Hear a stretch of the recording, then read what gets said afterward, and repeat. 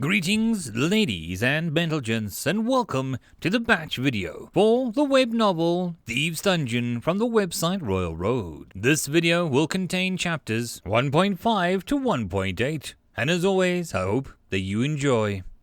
Chapter 1.5, According to Plan. I had deputized 3 new spies.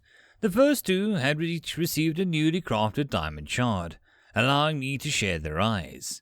One was based off a bird caught in the webs of a fisherman's spiders, a lucky prize that I wasted no time devouring and memorizing.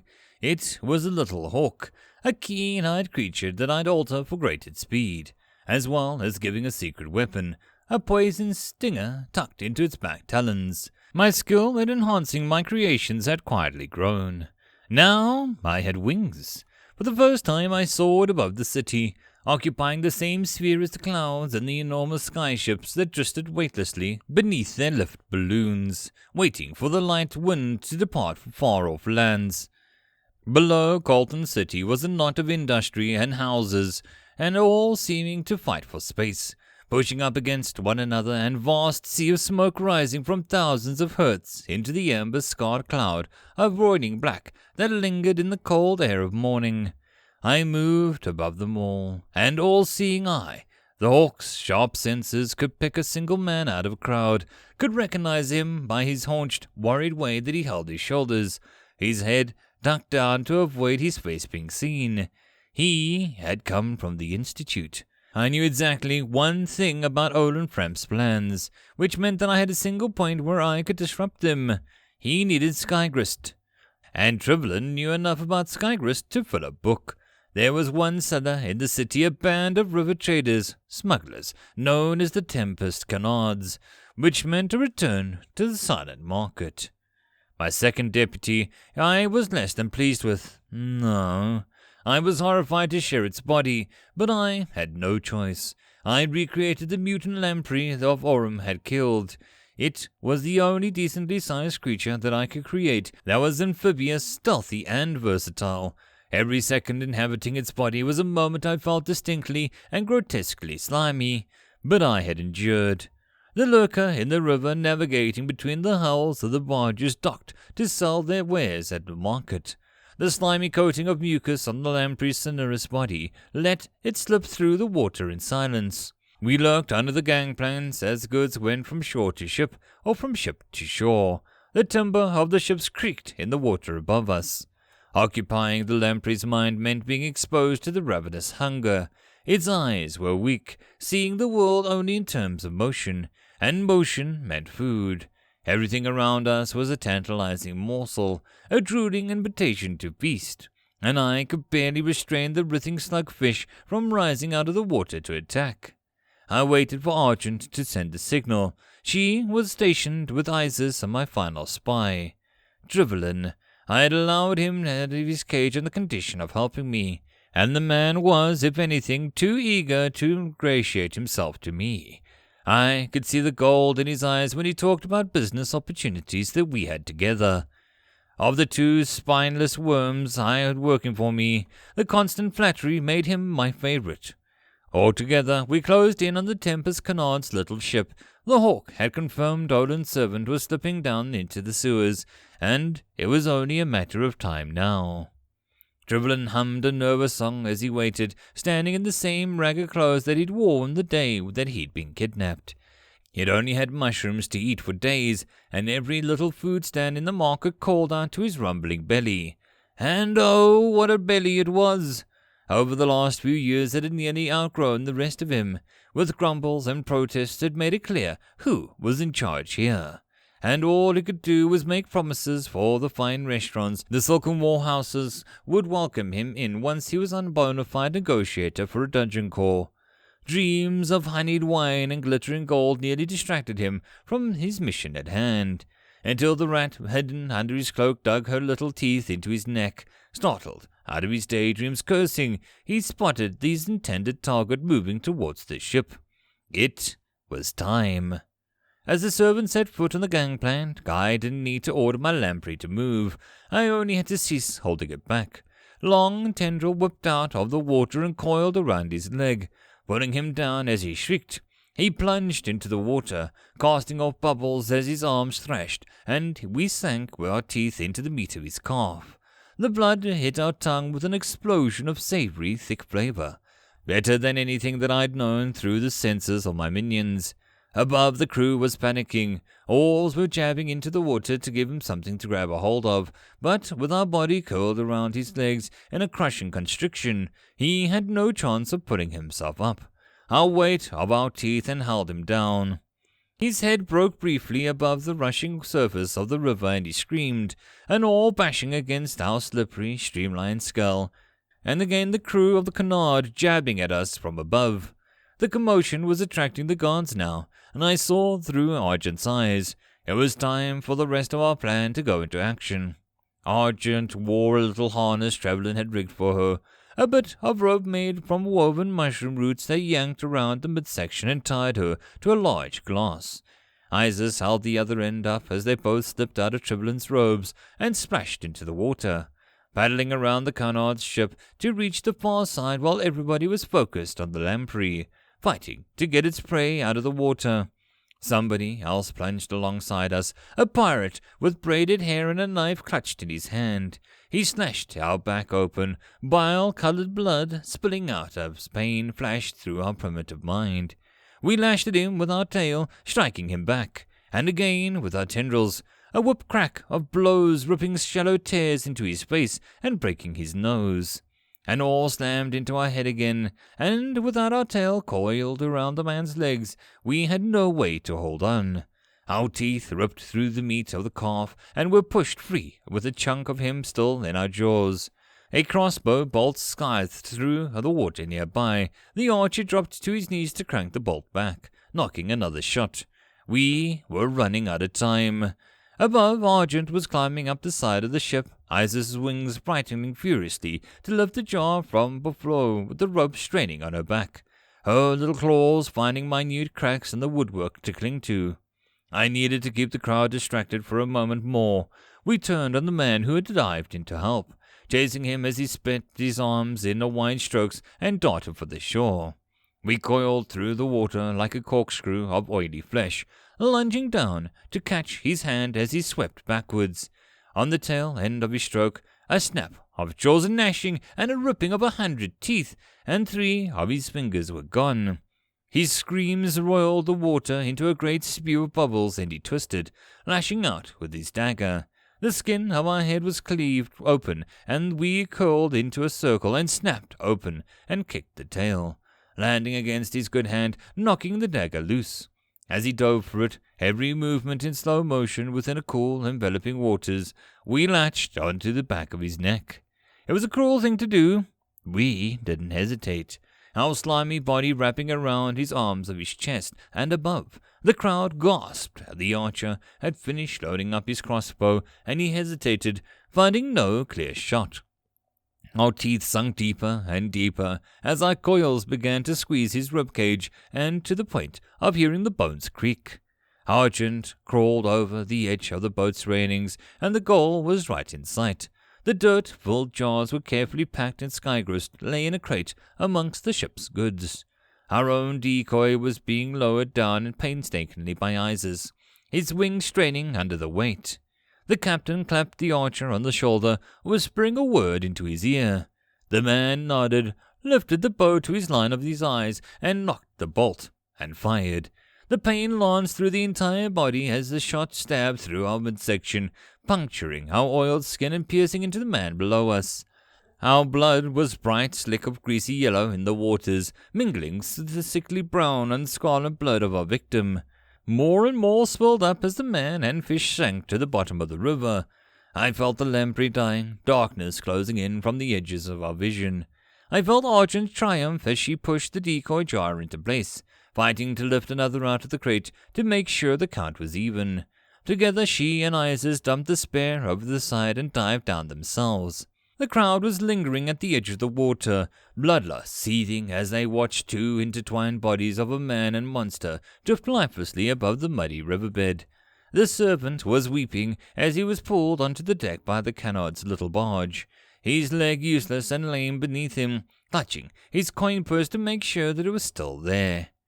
Trivelin whistled his little song, waiting. He stuck out his leg out towards the water, so Argent and Isis could crawl up as they hauled themselves out of the water.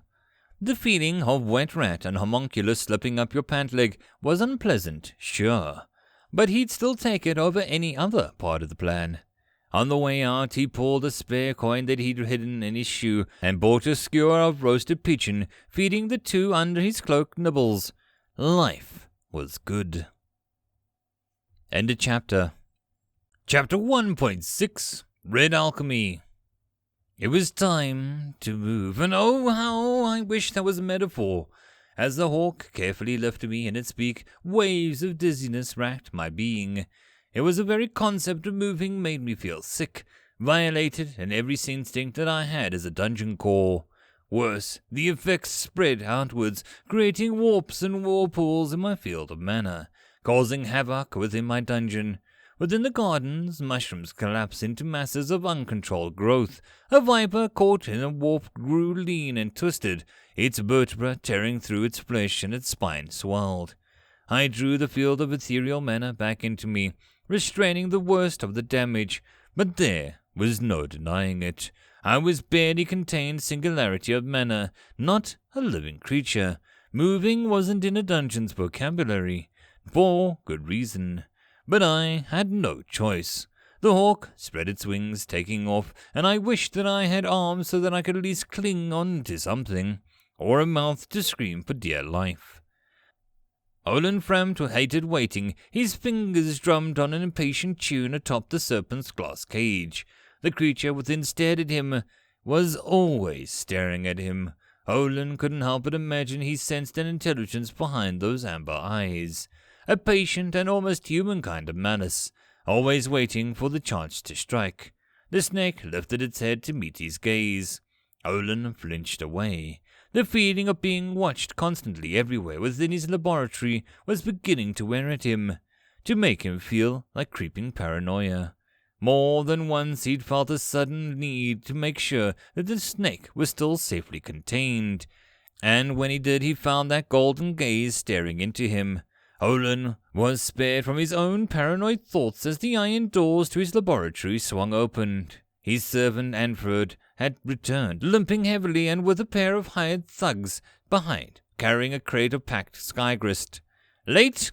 Olin barked. "Sorry, my lord, there were—" The man gestured at the thick bandages covering his leg, the limb trembling so badly he needed to use a cane. "Delays." The servant's wounds garnered no sympathy. The man earned nothing more than a wave of dismissal as they set the crate onto the workbench. "Careful!" Olin winced as he heard the jars knocking together like glass bells. His long hours of anticipation had him nearly manic edge, waiting expectantly for something to go wrong, for fate to try and deny him his glory that he so rightly deserved. Because finally everything was assembled, everything that he needed for his grand endeavor. Tonight, Olin felt, would be different than the failures. Tonight he was going down in the history books. Olin Framt, genius of alchemy. He patted the cage, smirking at the defiant serpent within. "You and I." Olin swept towards the door, needing to freshen up before his big moment. A bath, his best robes, a little jewelry, and, of course, his audience. He lifted a key on the chain around his neck and touched it to the doors. A diagrammed web of spilework appeared over them as he passed through, the runic circles rotating like tumblers of a lock. Silence as the clicking of slippers descended down the hallways. Silence in the lab, and then a rattle of glasses. We soared above the city. I felt like I'd had left my stomach that I didn't have back on the ground. Every moment a wind-blasted, careening, wild motion was agony and eternity. We shot towards the Institute. It was late. The sky dimmed to an orange as the distant ember of the sun clung to the horizon. The rows of arched windows were darkened. No light escaped through the doors as the servant and his porters pushed them open. We landed in the gardens on the branches of a lemon tree and waited until the tufts came back out. In that moment the doors were open and we hopped down when we were through like a flash. The men spotted us, and for a moment they held the door open, considering us on the other side. A little hawk with a ring in its mouth. The bird was somebody else's problem. But the ring, their eyes settled on me with an obvious greed. I was too seasick to think of any last-second plans. "Run," I commanded. The hawk took flight. We shot down the hallway lined in a teak and mahogany, blurring past classrooms, libraries, laboratories. And then suddenly everything went dark. Each door, one by one, flickered out. Absolute darkness replaced whatever was beyond, the doorway becoming a portal into complete black. We sailed forward, but the hallway was endless now, stretching out to infinity. The eye of light had caught us. A hand had reached out of the darkness to grip the edges of the doorframe, its yellow and claw-like nails scraping the timbers. It was a pale death, covered in the blackened wounds that exposed the bone beneath the pallid, corpsey grey flesh. Then another hand reached out, and another, and they poured out of the darkened doors, clustered of bone-thin, claw-tipped hands spilling into the hallway, attached to something unseen in the darkness beyond. On every palm was a single red-lined eye. The sad thing was, this was all according to plan. This was things going well. One jar amongst many shivered. It shook, and then finally broke open. The black soil spilled out. There was no crystals or sky crystal inside, only a single emerald jewel. The dirt took on the shape of a man as Adamant reformed himself. Only a small amount of him had fit in the jar, leaving him reduced to about a foot tall. He would have to make do. Dusting himself off, the little golem climbed over the edge of the crate, waving to a rum in the glass cage. The snake rose up, pressing its head against the glass cage, his tongue flicking out. The laboratory was a sumptuous space. Every tool was made of gold, or polished brass, or expensive glasswork caught the lie across the gleaming curves. Arcane instruments and bottles full of exotic ingredients lined the shelves. Nothing but the best would do. In the center of the room sat an enormous bronze vessel shaped like a bowl, with a single door and a porthole at the center. It sat at the center of the great pentagram. Every inch of it was etched into spellwork, runes as small as fingernails interlocking across its surface, forming an incantation that made the mana in the air twist and pulse as if it were alive. Adamant actually shivered. The workbench was cluttered with tools with which the skulls of foreign animals marked their own brow and the arcane signets of the miniature flowers growing in the glass containment. Adamant selected a silver knife, hoisted it like a lance, and charged at a rum's cage. He bounced off with barely a mark. A little Adamant scratched his head, moving around the cage. He planted himself firmly and began to push, shoving it towards the table's edge. Catching on, a rum began to throw himself against the far wall, slowly scraping along the table. The cage began to move, wobbling slightly each time Aurum threw himself forward. Inch by inch they fought towards freedom. One corner was even slightly over the edge when the door swung open, and Olin returned. Adamant froze, Aurum quickly covering him by slithering to the back of the cage and coiling himself over the wall. My, trying to escape? The major's shadow loomed over Aurum as the serpent hissed in defiance. Nice try, but you see... With a sweep of his arm, Olin knocked the cage to the ground. Aurum was knocked about and rattled like a fallen coin. Tossed against the walls with the bruising force of the glass simply failed to shatter. The cage going rolling across the ground. From his hiding place behind a nearby skull, Adamant peered out. You're going nowhere. More people were coming into the laboratory, men in heavy crimson robes lined in protective runes, and beaked masks of bronze with smoked glass over the eyes. They each held a staff of gold. They took up positions around the glass bowl, while Olin took the center stage. A crowd of assistants shuffled in wearing cheap padded clothes and simple wooden masks. They carried jugs of foul-smelling chemicals that bubbled and spat gusts of yellow smoke. Using a set of ruined silver tongs, one carefully opened up the jars of skygrist and lifted out a single sparkling crystal of the purest blue, setting it in the clay bowl at one end of the vast complicated pentagram that surrounded the bell. Another used a long taper to light candles, and the disturbance of the men around them increased with each step of the ritual. A swirling storm started to rotate around the bell and the circle of mages with their staffs raised high. "Somebody, get the snake," Olin hissed. Adamant could only watch as the assistants crowded around the cage, unlocking the latches and reaching inside. Arum snapped at them with the speed of a flying arrow, sinking his jaws into the first man to reach inside. But as the unfortunate toady let out a scream of pain, his comrades seized the snake behind the head, by the thrashing tail, and putting him off the brother and carrying him towards the bell. Adamant scrambled out of his hiding place. The crate of skygrist was heavy, but he pushed it with his back against it.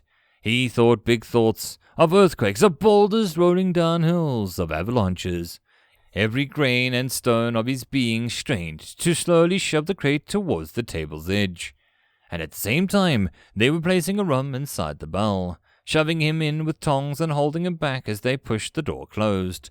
Olin nodded to his assistants standing by.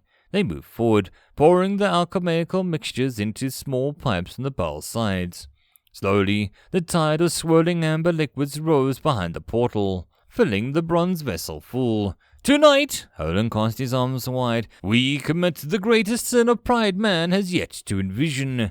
Red alchemy. Tomorrow we will be hailed as heroes for it. The only sin is failure. In success, we will rival the gods. Now, to your places. We shall begin at once." End of chapter. Chapter 1.7 Confrontations. If there was one thing Olin Frampt truly loved beyond himself, it was magic. To feel the energies of the gods' thoughts of his fingertips, to feel the grandeur of cosmic design shift to his will.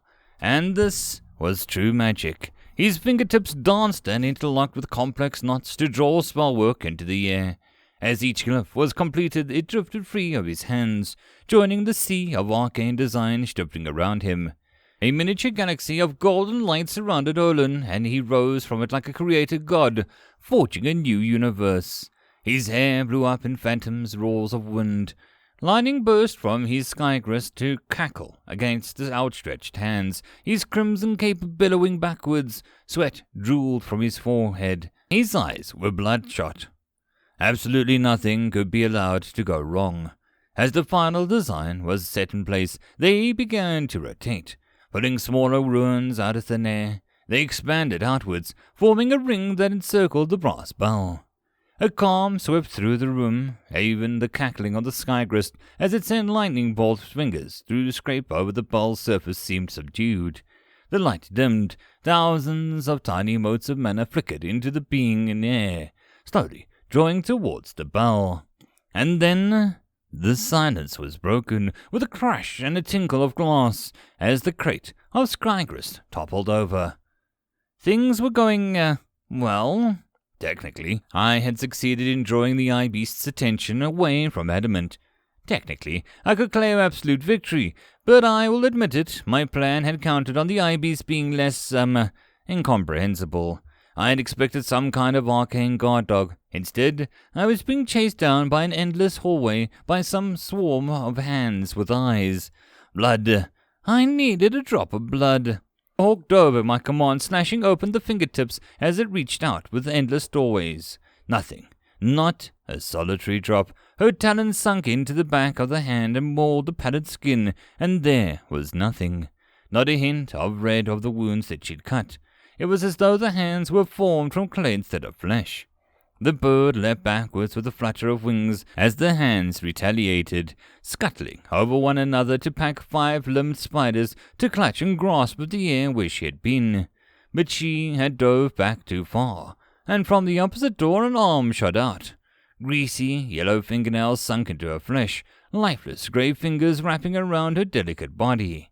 And we were pulled back into the dark. The light of the doorway shrunk behind us. We plummeted into the black, endless abyss. Far beneath us, the eye beast moved through the darkness. A ring of hands stretched outwards as a cluster of staring eyes, like the petals of absurd power. More trailed way beneath us, an endless tangle of reaching arms and grasping fingers, making the creature look like an immense great jellyfish. In a way, I'll admit it, it was so horrifying that it became beautiful. We were reading towards its mouth, hidden amongst the arms, a circular orifice lined with yellow teeth.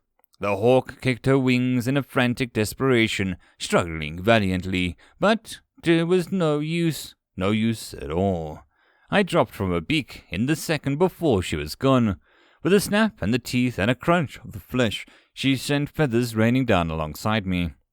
A gross, decaying hand seized me. All right, I'll admit it, this was no longer according to plan. A slimy, scum-frothed eye stared at me as I was hauled to be eaten. Out of spite, out of desperation, I tried one last thing that I could. There was nothing here for me to shape but the silver in my own ring. I took it and crushed the beautiful craftsmanship with an elegantly wrought details into a crude weapon. And I shot a needle made of my own flesh into the beast's eyes. Ichor and vitreous fluid burst out as I made the silver extend from my core and stretched to the piece of yellow pulp in the hateful eye. Blood welled up, a single drop fell down with the silver span of the needle towards me. Lightning scathed across the laboratory. Several mages were already on the floor, cut down by the thrashing serpentine coils of the brilliantine blue that filled the room. It leapt unpredictably, pouring out without end from a broken crate and exposed shards of skygrist. Olin alone still stood in the circle. He ripped wistfuls of the golden letters from the heavens as blood ran down his eyes and nose. Spellwork curled over his flesh, leaving hideous burns where it touched him, and lightning cackled through and around his fingers. Alone he tried to hold the workings of the spell together. His amulets and protective wards held off the worst of the chaos, as he put his blood and tears into maintaining the ritual. The only sin is failure, repeated to himself, as a manic smile on his face, despite everything. A smile, because above all else the brow spell, an illusionary tree, had begun to bloom. Its bark was lined with golden characters, and its branches danced with green fire instead of leaves. It was the tree of life, an omen of the gods. Behind him, unnoticed in the confusion, Adamant had jumped down from the table, unafraid of the lightning that he had waded into the dirt spilled from the broken jars. With each step he pulled the earth into his own being, growing taller, broader, and in the moments he was 2 feet tall, then 3. He marched towards Olin from behind as the crowd fled from the burning skygrist. Olin was sinking to his knees, his legs falling, and thunder and lightning shrouded him as billows of stinging sparks. His protective wards holding back less and less of the electric energy that blasted against him as he stood in front of the storm. Adamant clasped his hands together and lifted them overhead to deliver a single hammering blow. Then came a single command. Stop. The great stone tablet descended as I fell from the eye beast's hands. Under God's sight, you two have entered into a contract. State your terms. I shuddered as I felt my mind and the eye blights melt together. Its thoughts were alien, unnerving. It pushed against my consciousness with a wave of incomprehensible hunger. Images of fangs tearing at flesh, of claws sinking into skin, of biting, unchewing, and swallowing, all filled my mind, making me want to retch as I sank into the sea of blood and teeth. I pushed back. Thoughts of my dungeon flooded out of my mind. I drew a deep satisfaction of digging myself deeper into the earth, of layering my domain with traps. With a deep, fierce pride I left a rum in argent and adamant, and even Isis. The endless itch to invent new and creatively deadly layer of defenses, the overwhelmingly power that's shaping raw matter into life. I threw all of these things like a blazing wall of feeling and passion, and watched the eye beast's hunger tear it apart. I will eat you, I thought. Eat you, eat you. I had been able to defeat Isis because his mind was weak, distractible. The eye beast was dumb but single-minded. Hunger alone ruled his thoughts, and that hunger was all-consuming here in the realm of mental combat. But I could turn that strength against itself. I could fight smart and hold down my own, if not win. And in the end, my contribution to the contact came down to a single all-important word: then. Between the eye-beast of Olin Frumt and the Nameless One, this contract shall be sacred. The eye-blight shall devour Olin Frumt, then the eye-blight shall eat the Nameless One. As the table faded out, the eye-beast seized me again. It carried me in the bloody hand as it rose for the light pouring through the doorway that floated in the darkness. We poured through out of the dimensional pocket into the real world. Screams and shrieks and booms of thunder echoed through the hallway. In the real world, the eye-blight was smaller, scarcely taller than a man. It couldn't float and had to crawl on its many arms through the hallways. The way it moved was hideous, spider-like, a confusion of limbs that were left hundreds of scratch marks along the walls as its filthy nails clawed at them. Outside of the dimensional pocket, I could again sense my minions. I saw Argent waiting atop Trevelyan's head, and the man hesitated outside the Institute, afraid of the metal guards that stood at the door. I saw Adamant poised to strike Olin down. "Stop!" I ordered. Whenever the ritual had begun, it had to finish, for Oren's sake. The idea of him being trapped halfway through whatever transformation Olin intended was worse than whatever the consequences of the ritual might be. The eye-blight burst towards the open doors of Olin's laboratory. An unfortunate assistant was caught in the overcoming wave of hands that dragged towards its mouth, messily torn apart. It shot straight for Olin as he knelt, still trying to save the spellwork together. I gave an order that I never thought I'd have to. Save him. My life and Orem's life counted on Olin surviving, at least until the ritual was done. Adamant, ever dutiful, didn't even flinch in the sight of the oncoming aberration. He only paused to pick up a blazing shot of Skygrist, letting the electrical bolts wrap around his clenched fist. As the eye-blight swept towards him, he stepped forward, delivering a lightning-wreathed punch to the abomination's core. Oh, frick! Who could plan for this? End of chapter. Chapter 1.8 Olin's Masterpiece. The Institute of Magi had gone dark. Not a single maid or manservant left. No professors or under-professors entered. The vast and solemn facade was blind, lightless, and only the guards remained. Empty suits of armor stood to either side of the grand doors, ready to come to life if the Institute should be threatened. Trevelyan whistled. He had no frickin' clue how to get inside. The damn rat hiding under the cloak bit him on the neck, cursing. Trevelyan stumbled forward, promising himself that if one of these frickin' golems moved, he was turning and running. As he put foot onto the first step, they moved. They lowered their halberds and pointed directly at his guts. Trevelyan froze. The rat leapt down from his shoulder and skittered across the grounds towards them. There was a flash of silvery light, and the damned rodent was somehow inside the guard's helmet. There was a scrambling of claws against metal, and a hollow armor suddenly keeled over. It crashed onto the ground, falling apart as it did so. The rat scrambled free of the wreck with a gem in her teeth. A flash and a brief struggle as the guard clumsily reached up to try and grab her without his own Betty. The second golem toppled over. Apparently, their creator hadn't thought of what they'd do if they ran into a teleporting rat. Argent emerged with her cheeks bulging like a chipmunk, holding 2 golem claws in her mouth. Trevelyan let out a disbelieving laugh and hurried for the door, producing his favorite lockpick. Adamant fought the tide of swarm coming over him, his fists flashing down, armored in threads of lightning that burst through in a blaze of flaring blue as his blow struck home. The entire swarm of limbs that they were the eye-blight convulsed in agony under the electrified punch. Adamant lifted his fist again, dozens of hands seizing him, digging into the clawed fingers, into the soft dirt in which he was made from. Before he could strike again, he was torn apart. Only it wasn't so easy to kill Adamant anymore.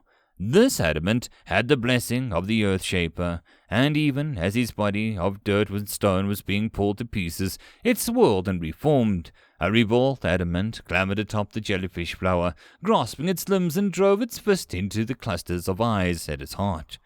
Above us, the illusory tree loomed. Its edges had faded in half-translucent shadows, but the core of it, the trunk ringed with the runic characters and the blazing branches, were clear as day.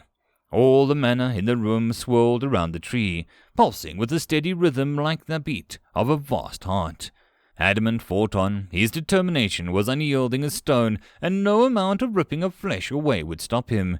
With each hammering strike, lightning coursed through the eye-beast's body and made its countless limbs spasm. The claws raked weakly against him as he drove punch after punch into the many eyes. But he couldn't kill it, and he was too small, too weak to inflict damage anywhere but the eyes, and the eye-beast had too many of those ever to be blinded.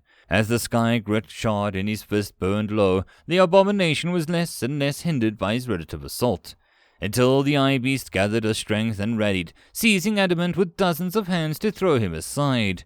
He was hurled across the lab, striking the wall and collapsing into a shapeless pile of dirt. He began to reform immediately, but at a fatal moment there was nothing to stand between the eye-blight's way. Nothing impeded it as it lunged for Olin, but as it touched the sea of golden runes swarming around the mage, its fingers began to blaze. His hands burned like comets. They cut trails of blue and red flames as they stretched through the mage's golden aura. Even as its limbs were reduced to cinders, it reached out with more, overwhelming the fiery characters of the runic script and the protective wards beneath.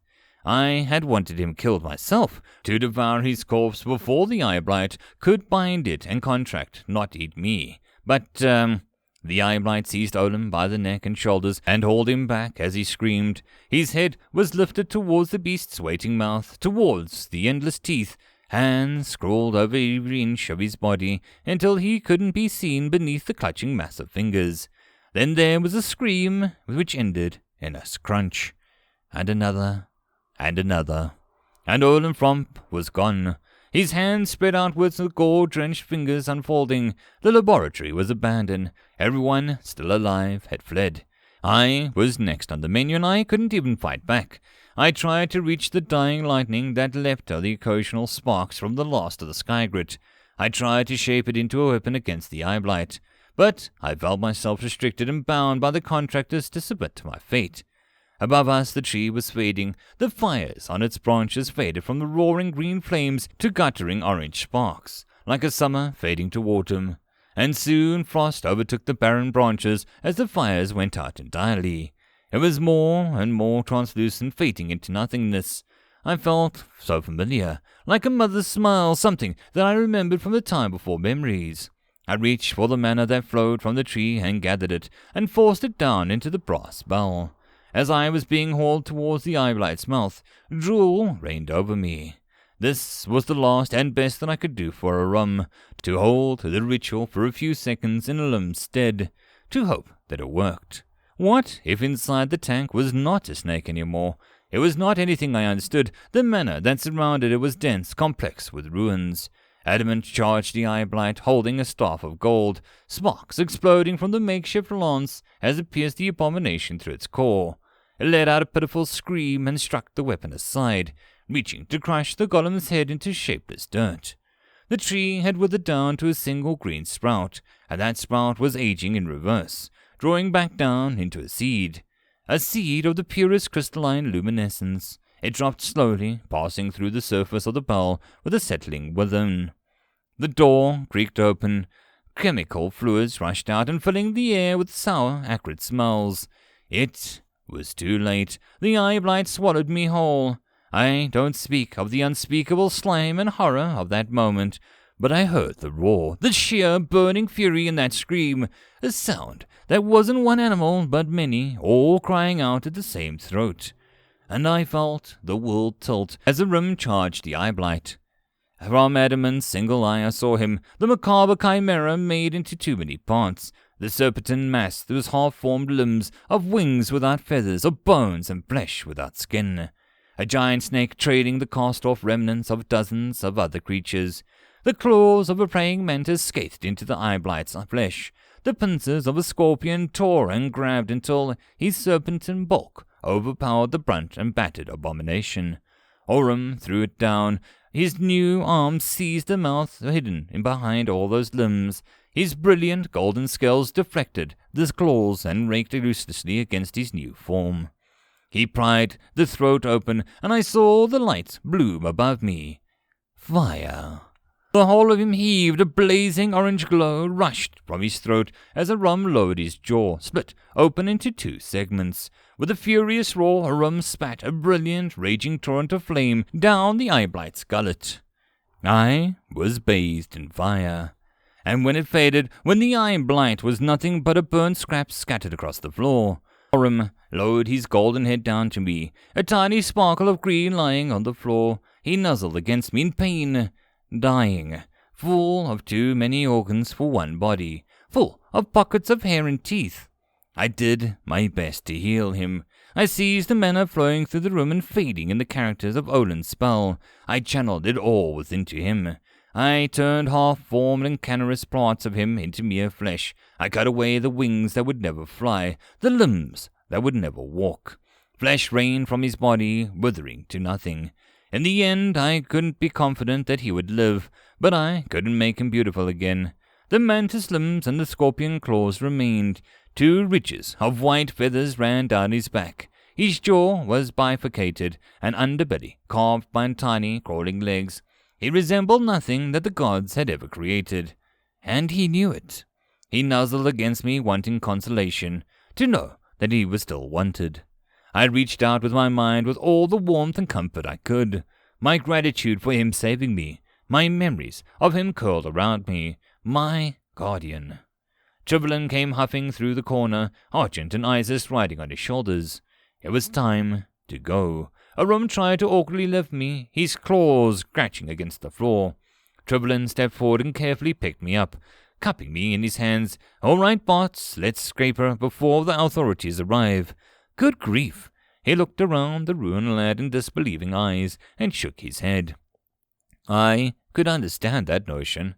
Altogether, we left, a strange crew of strange creatures. Only Adamant paused, turning back. A tiny speck of the eyeblight was inching its way across the floor, a single eyeball slithering its way as the red roots. Adamant crushed it under his foot with a splat.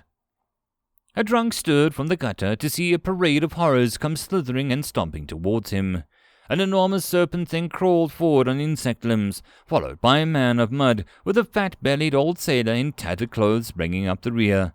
A rat and a bat-faced gremlin clung onto his shoulders. The drunk inched back deeper into the gutter, frightened nearly to death as the serpent swung its head his way, vast yellow eyes regarding him. And then the horrors marched on. The man crawled forward on all fours, shaking too badly to stand. He watched the monster slither down the storm drain, and a giant snake, bending like a body, was made of putty to slide down in the tiny entrance. Tomorrow, the city would be full of rumors. Sober eyes had seen the same. The Institute of Magi had been destroyed. Olin Frompt was missing. But I was past caring about the world above. End of chapter. And that concludes this batch video. I hope that you enjoyed. If you wish to support the channel, there are numerous ways to do so down below. Until next time, I hope that you all have a good one. And I'll see you all in the next video. Cheers.